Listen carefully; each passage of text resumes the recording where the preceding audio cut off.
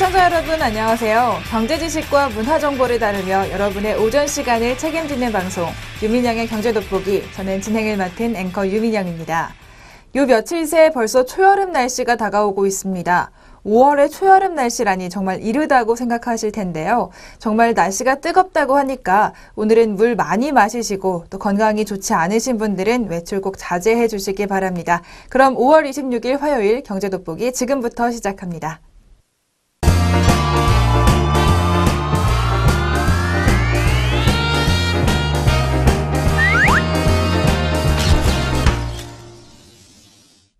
첫 순서는 최신 경제 이슈를 빠르고 깊게 들여다보는 시간, 동향 돋보기 시간입니다. 바로 작년 국내 500대 기업들의 실적 결과가 분석이 됐는데요.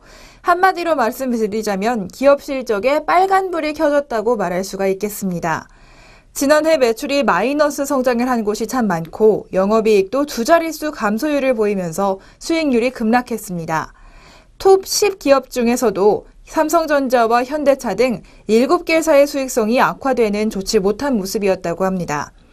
지난해 국내 500대 기업의 연결 기준 매출과 영업이익 등 경영 실적을 바로 그 전년도 2013년도와 비교 조사한 결과 매출은 총 2,527조 9,450억 원, 영업이익은 125조 7,670억 원으로 집계가 됐는데요. 전년보다 각각 4.4%, 10.2%나 감소하는 모습이었습니다. 경기 불황에도 견조한 실적을 이어가던 삼성과 현대차 등 상위 10대 기업들의 실적마저 거꾸러지는 모습이었습니다. 삼성전자의 영업이익이 32%나 줄어든 것을 비롯해서 현대차가 9.2%, 기아차가 19%, 한국가스공사가 28%나 감소했습니다. SK이노베이션과 현대중공업, GS칼텍스 등은 이렇게 세 곳은 모두 적자로 전환되기까지 했는데요. 톱 50으로 넓혀도 절반인 25개사의 영업이익이 감소하거나 적자를 기록하는 모습이었습니다. 업종별로 조금 더 자세히 살펴본다면 철강을 제외한 5대 수출 전략 업종과 유통, 통신 등 내수 업종이 모두 부진해서 경제 전반의 동력이 떨어졌다는 평가가 나옵니다. 삼성전자를 비롯한 정보기술 전지키 전자업종은 매출이 7.5%나 감소해서 397조 330억 원을 기록했습니다. 영업이익도 26.6%나 감소했고요. 또 유가 하락에 직격탄을 맞은 석유화학 업종의 경우에는 매출이 13.5%, 영업이익은 무려 65.5%나 쪼그라들었다고 합니다. 또 현대차를 필두로 견실한 성장이 기대됐던 자동차 부품 업종조차 매출은 0.5% 감소했고 영업이익은 12.6%나 줄었습니다. 조선 설비 기계 업종은 매출 감소율은 0.8%로 비교적 적은 수준이었지만 영업 적자는 3조 3,030억 원 기록하면서 적자가 심화됐습니다. 지난해 사상 최대 적자를 기록한 현대중공업의 영향이 컸던 것으로 보입니다. 내수업종인 유통업종, 조금은 성적이 낮습니다. 매출은 5% 증가했습니다. 하지만 영업이익이 9.8%나 줄어들면서 영업은 그리 좋지 못한 모습을 보였습니다. 단통법 시행 등의 여파로 통신 매출은 0.5% 줄었고요. 영업이익은 무려 37.8%나 감소하는 모습이었습니다. 그나마 보험과 철강 등 10개 업종은 매출과 영업이익이 모두 늘었습니다. 보험은 매출과 영업이익이 각각 9.3%, 23.3% 증가하면서 조금 좋은 모습을 좀 유일하게 보여줬고요. 건설은 전년의 기저효과가 반영되면서 매출과 영업이익이 각각 7.3%, 4,000% 이상 폭증하기도 했습니다. 철강은 1.6%의 매출 상승이 보였고요. 11.5%의 영업 성장도 보였습니다. 이외에도 상사와 식음료, 서비스와 증권, 생활용품과 여신금융, 제약 등은 매출과 영업이익이 동시에 늘어난 몇 안 되는 업종이었는데요. 이 같은 부진 속에서 펜텍과 성동조선해양, 동부팜한농, 포스코엠텍, 교보증권, HMC투자증권, 전북은행 등 34곳은 지난해 500대 기업에서 탈락하게 됐습니다. 그 자리를 새로 메운 기업들은 바로 도시바 일렉트로닉스 코리아, 인천도시공사, FRL 코리아, 다이소 아성산업 등이었습니다. 그중에서 상위 10대 그룹 중 500대 기업 내에 계열사가 가장 많이 포함된 곳은 삼성이었습니다. 삼성이 500대 그룹에 21개사를 넣었고요. 이어 현대차와 SK가 각각 18개, 롯데 역시 18개였습니다. LG는 뒤를 이어 14개를 기록했고요. 포스코와 GS가 각각 10개씩, 한화와 LS는 각 9개, CJ는 8개의 순이었습니다. 이 중 삼성과 현대차, SK와 포스코는 500대 기업 내 계열사가 전년보다 각각 1개씩 줄었습니다. 이와 달리 GS는 2개사가 증가했고 롯데와 한화, LS는 1개씩 늘어나는 모습이었습니다. 이렇게 500대 기업의 부침 속에 전반적인 500대 기업의 성적은 그리 좋지 않았습니다. 과연 2015년 2분기가 지나가고 있는 상황에서 2014년의 부진을 털어낼 수 있을지 주목되고 있습니다. 지금까지 동향돋보기 시간이었습니다.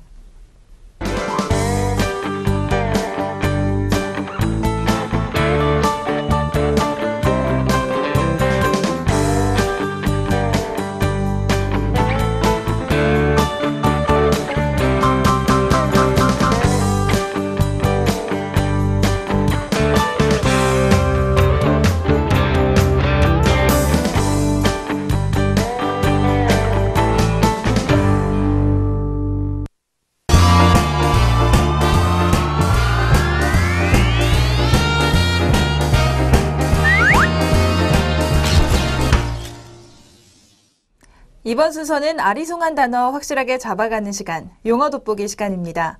오늘 용어 돋보기에서는 펀드계에서 많이 회자되고 있는 용어죠. 바로 메자닌 펀드에 대해서 살펴보도록 하겠습니다. 최근 증권사들이 내놓을 때마다 다 팔려서 완판 행진을 이어가는 펀드가 있습니다. 내놓은 지 1시간 만에도 다 팔리곤 하는 바로 메자닌 펀드가 주인공인데요. 이 메자닌 펀드는 채권과 주식의 성격을 모두 지닌 신주 인수권부 사채, 그리고 전환사채, 교환사채 등에 투자하는 펀드입니다.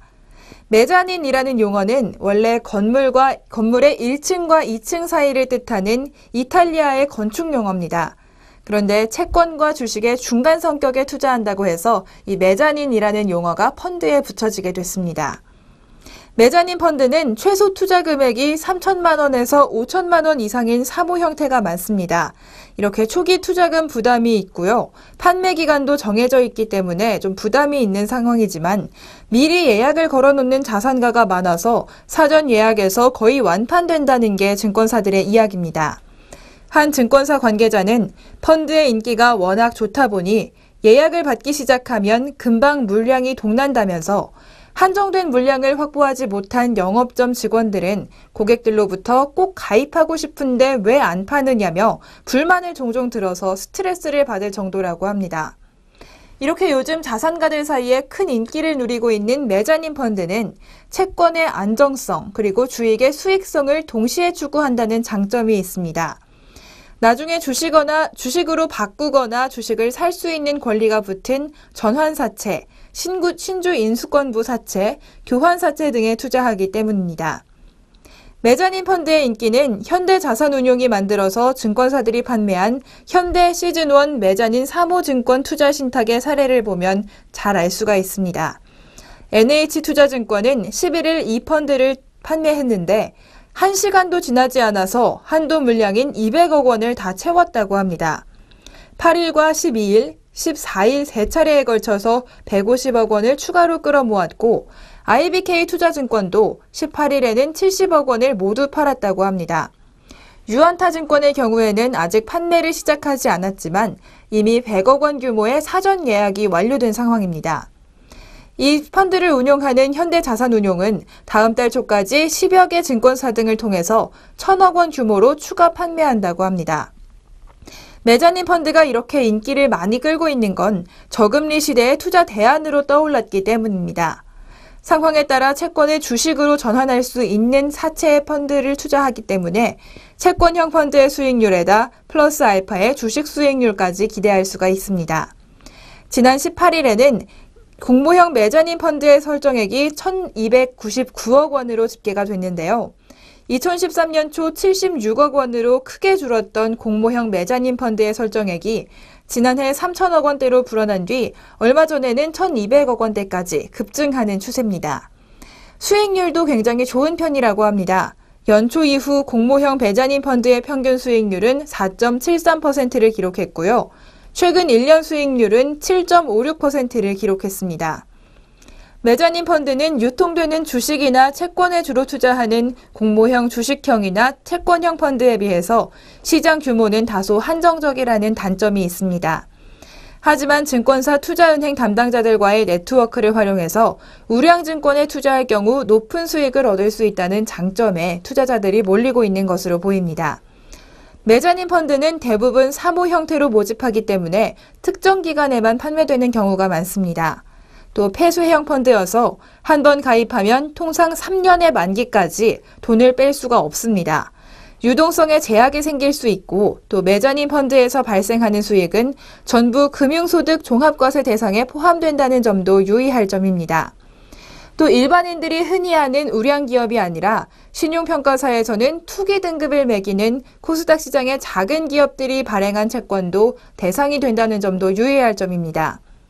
매자님 펀드에 편입된 비우량 코스닥 기업의 경우 10개 중 2~3개는 도산할 가능성도 없지 않기 때문입니다. 금융투자협회 관계자는 매자님 펀드의 투자 수단이 앞으로 늘어난다면 안정성이나 수익률 측면에서도 계속 긍정적인 효과를 낼 수 있을 것이라고 전망하고 있습니다. 이렇게 아직은 조금 위험하지만 많은 자산가들의 주목을 얻고 있는 매자님 펀드, 오늘 용어 돋보기에서 자세히 살펴봤습니다.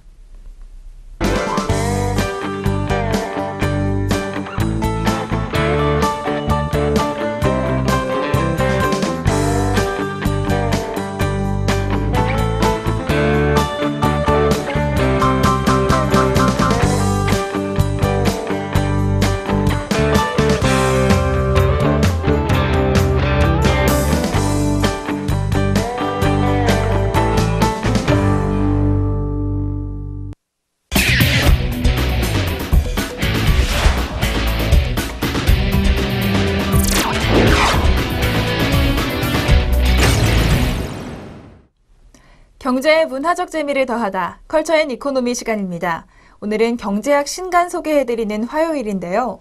오늘 소개해드릴 신간의 제목은 세계 시장을 지배하는 작은 기업들은 어떤 생각을 할까라는 책입니다. 정말 제목만 들어도 어떤 생각을 할지 궁금해지는데요. 과거에는 규모의 경쟁이 참 중요했습니다. 규모의 경제에서 시장을 선전한 대기업들이 트렌드를 이끄는 모습이었습니다.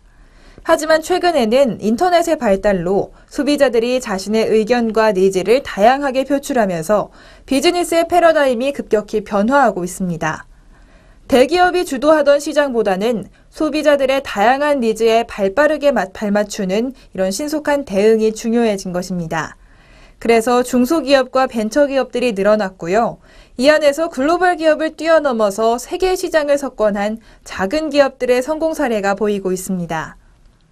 이 책의 저자는 10년 넘게 유럽과 아시아를 오가며 비즈니스 컨설턴트로 활약한 안자이 히로유키라는 사람입니다.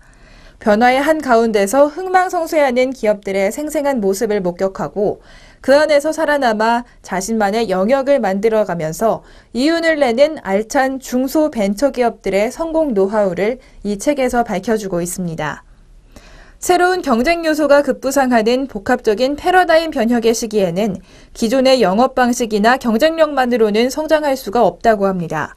새로운 생각만이 유일한 성장할 수 있는 길이라고 하는데요. 통계에 따르면 일본 기업의 99.7%, 유럽 기업의 99.8%, 미국 기업의 99.9%가 중소기업이라고 합니다.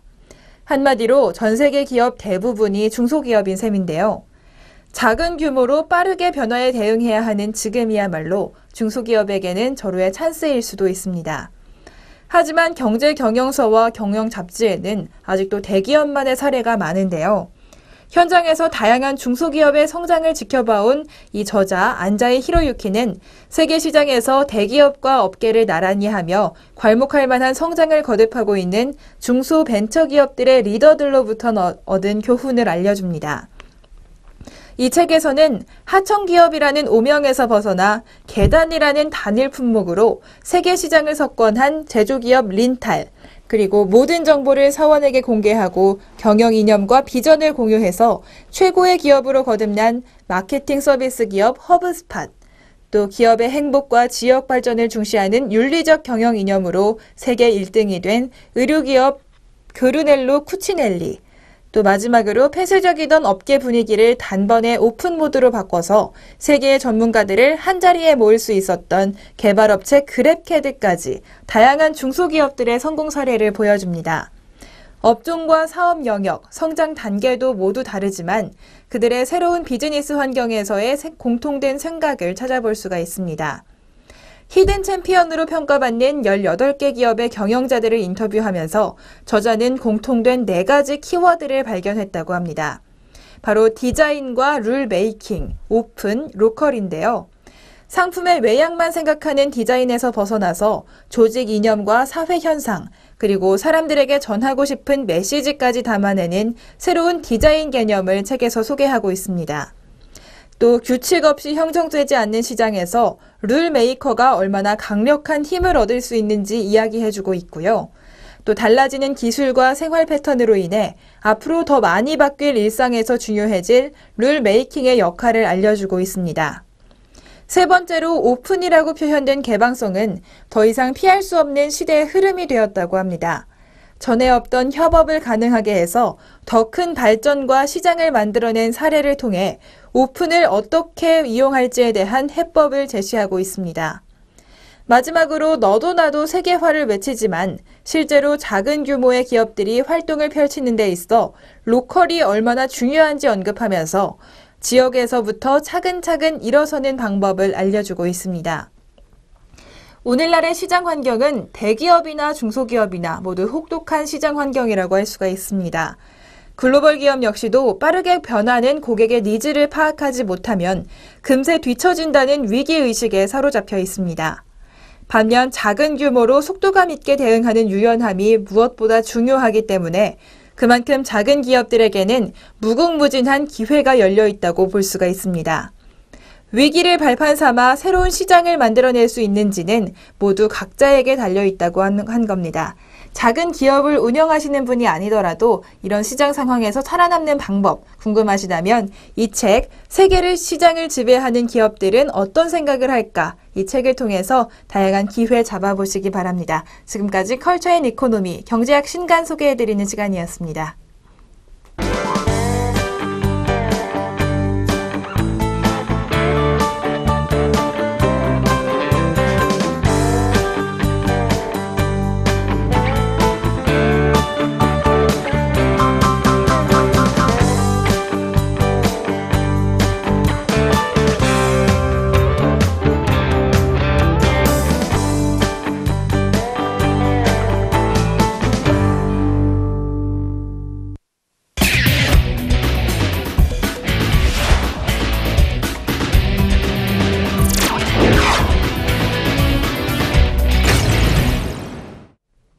이번 순서는 주목할 만한 주식 한 종목씩 소개해드리는 주식 한마디 시간입니다. 오늘 소개해드릴 종목은 바로 오스템 임플란트입니다. 오스템 임플란트의 2014년 시장 규모, 국내 임플란트 시장 규모는 2,400억 원에서 2,500억 원 정도로 추산이 되는데요. 이 중 오스템 임플란트의 점유율은 1위, 그리고 시장 점유율은 50%로 추정되고 있습니다. 작년 국내 매출액은 1,250억 원으로 전년 대비 23% 증가하면서 해외 매출의 부진을 만회했는데요. 이는 국내 임플란트 산업이 지속적으로 성장하고 있음을 보여주고 있습니다. 국내 시장은 치과의사 2,700여 명 중 약 80%가 임플란트 시술이 가능할 정도로 성숙한 상황인데요.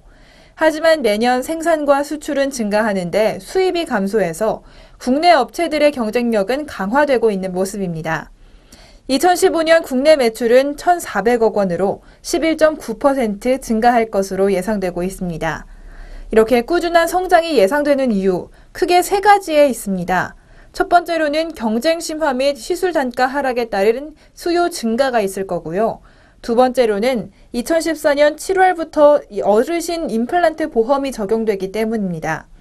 마지막 세 번째로는 우리나라의 급속한 고령화로 임플란트 시장이 장기적으로 성장할 수 있다는 건데요.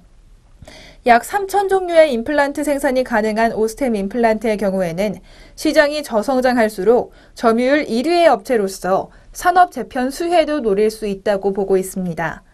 특히 중국에 주목할 만한 소식이 있다고 하는데요. 시장조사기관 MRG에 따르면 2015년부터 2023년까지 중국의 임플란트 시장은 연평균 18.9% 성장할 것으로 예상됩니다. 중국의 치과의사 14만 명 중 현재 임플란트 시술이 가능한 비중은 아직도 10%에 그치기 때문입니다. 현재 중국의 시장 규모는 1억 2천만 달러 정도인데요.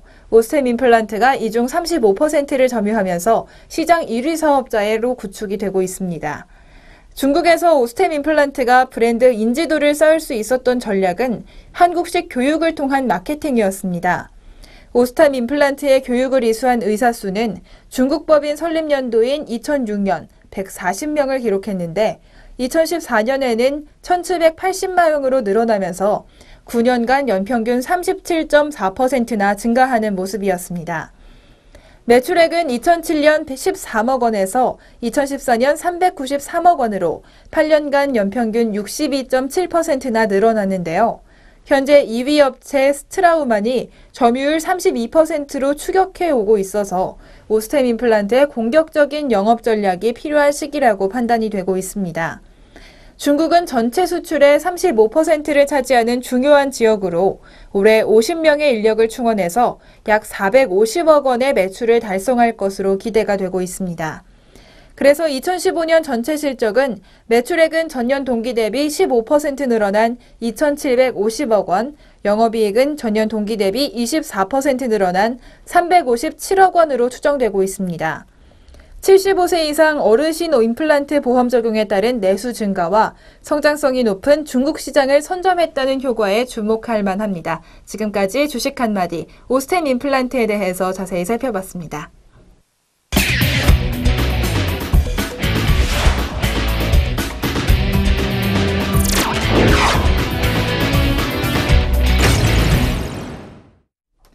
경제적으로 사느라 지친 삶 가운데 쉼표가 되는 시간, 3분 문학충전 시간입니다. 오늘 3분 문학충전에서는 이규리 시인의 저 하는 사이에 라는 시를 살펴볼 텐데요. 저 하는 사이에 라는 제목이 참 재밌습니다. 주저하는 사람의 모습이 눈에 보이는 듯한 시, 과연 어떤 모습을 그렸는지 시의 내용 함께 들어보시겠습니다. 저 하는 사이에 이규리. 그가 커피숍에 들어섰을 때 재킷 뒤에 세탁소 꼬리표가 그대로 달려 있었다. 여기까지 오는 동안 왜 아무도 말해주지 못했을까? 그럴 때가 있는 것이다. 애써 준비한 말 대신 튀어나온 엉뚱한 말처럼 저 꼬리표 떼줄인지 모른다. 그런 때가 있는 것이다. 한쪽 인조 속눈썹이 떨어져 나간 것도 모르고 한껏 고요해 앉아있던 일. 각기 지닌 삶이 너무 진지해서 그 일 누구도 말해주지 못했을 것이다. 저 하면서도 말해주지 못했을 것이다. 7년간의 연애를 덮고 한 달 만에 시집간 이모는 그 7년을 어디에 넣어갔을까? 그런 때가 있는 것이다. 아니라 못하고 발목이 빠져드는데도 저 하면서 아무 말도 할 수 없는 그런 때가 있는 것이다. 시가 그리는 모습이 참 재미있으면서도 이상하게 마음 한쪽에 있는 우리의 불안을 위로해주는 것 같기도 합니다. 돌이켜 생각해보면 나도 스스로 내가 왜 그랬는지, 왜 잘못을 바로잡지 못했는지, 왜 그 말을 하지 못했는지 참 이해되지 않는 순간들이 있습니다. 저 하면서 아무것도 못하는 때가 누구에게나 있다는 것. 시인이 우리에게 알려주는 고마운 위로였습니다.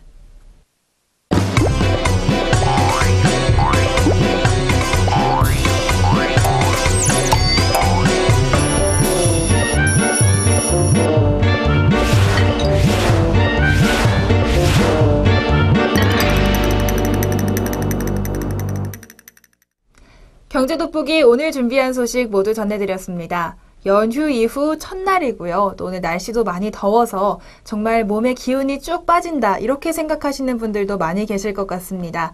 물 한 잔 꼭 옆에 챙기시고 더위에 대비하시기 바랍니다. 경제 돋보기 오늘 여기서 마무리하고요. 내일 이 시간에 다시 찾아뵙겠습니다. 시청해주신 여러분 고맙습니다.